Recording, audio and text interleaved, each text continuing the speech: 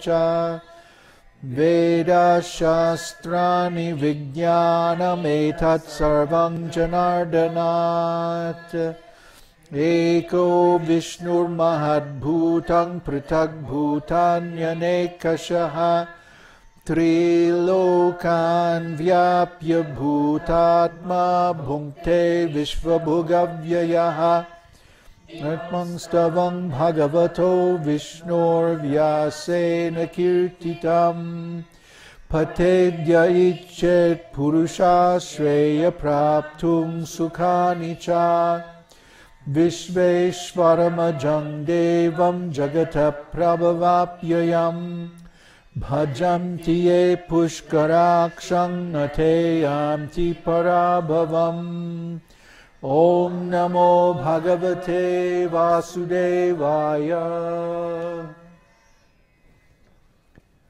Getting there, huh? Yeah? Making progress. When we first started last week, it was pretty choppy. Huh? It's actually easier to chant it fast.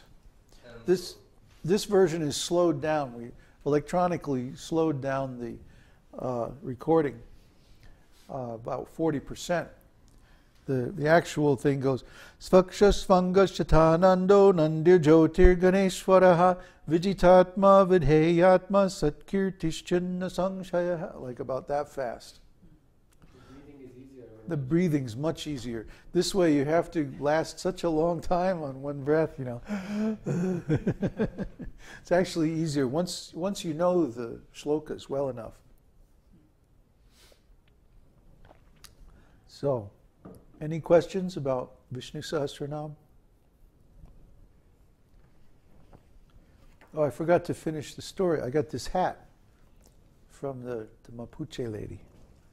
So I have an official Mapuche hat now.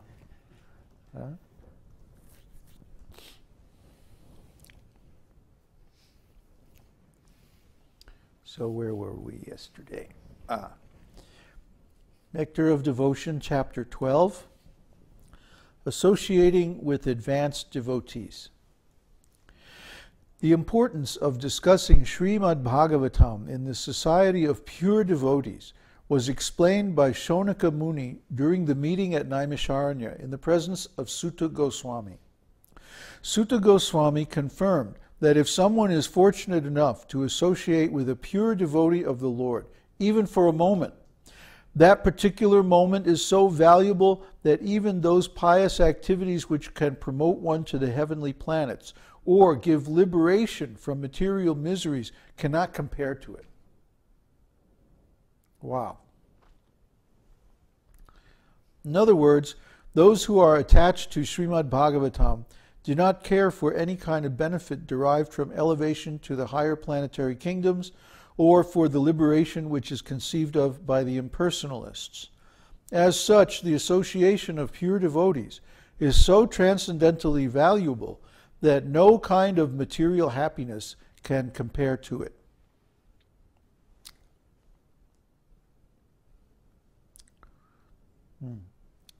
In the Hari Bhakti Sudodhaya, there is a conversation between Prahlad Maharaj and his father, Hiranyakashipu, in which Hiranyakashipu addresses Prahlad in this way: My dear son, association is very important. It acts just like a crystal stone, which will reflect anything which is put before it. Similarly, if we associate with the flower-like devotees of the Lord, and if our hearts are crystal clear, then certainly the same action will be there. Another example given in this connection is that if a man is potent and a woman is not diseased, then by their conjugation there will be conception. In the same way, if the recipient of spiritual knowledge and the deliverer of spiritual knowledge are sincere and bona fide, there will be good results. So, we talked about this a little bit yesterday, how that the Srimad Bhagavatam is very, very exalted. It's way, way beyond ordinary religious literature. And it's even beyond ordinary transcendental literature. And the reason for this is that it is spoken and heard by and relished by pure devotees of the Lord. The pure devotees of the Lord, all they want is devotional service.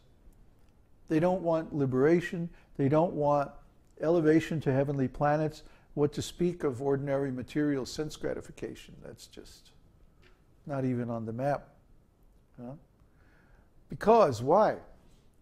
The devotees know that pure devotional service, without any mixture of fruitive activities, mystic powers, impersonal speculation, jnana, yoga, or karma,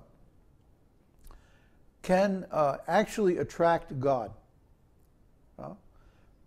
It's considered more powerful than Krishna himself because it can attract Krishna. It can actually control Krishna. So Krishna doesn't give this pure devotional service very easily. He can only, or he will only decide to give it to someone whose heart is completely pure.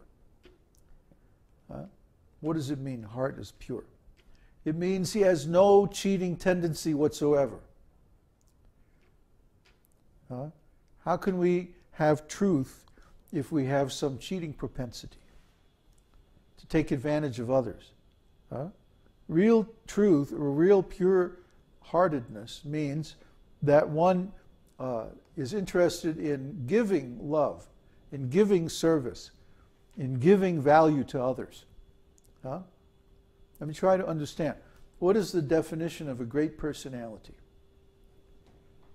In this world, oftentimes we look up to big materialists or wealthy people or powerful people. But actually, a great personality is someone who benefits others.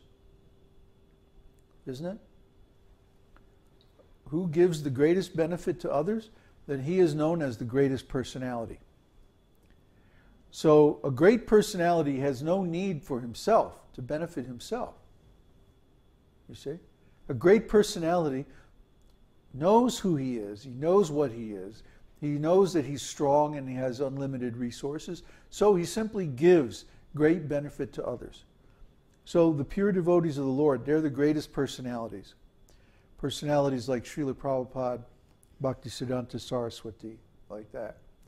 They only give. They give service to the Lord and they give knowledge to the living beings. And they engage everyone in devotional service. And in this way they give the highest thing, the most valuable thing. Sometimes cheaters come and they disguise themselves as devotees. And sometimes they even give lessons on Bhagavad Gita and other scriptures. But actually in their heart, they're only after self-benefit. You see? This is going on. And when this happens, then the pure devotional service becomes diluted by other things. And in that case, it's not pure anymore. And if we hear from somebody like that, then we get a misunderstanding. We can't get pure devotional service. We can get partial devotional service or mixed devotional service or offensive devotional service, but we can't get pure devotional service. So the association of advanced devotees, actually pure devotees, is very, very, very important. One should not be misled by mixed devotees. One should only accept the association of pure devotees, and if possible, devotees who are more advanced than oneself in the same mood or similar mood. But this will help us advance in devotional service.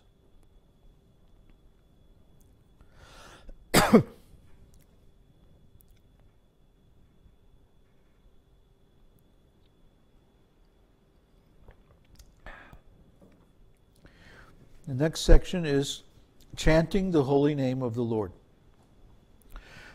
The importance of chanting Hare Krishna, Krishna Krishna, Hare Hare, Hare Ram, Ram Ram, Hare Hare, is very strongly stressed in the second canto, first chapter, verse 11 of Srimad Bhagavatam in the following way.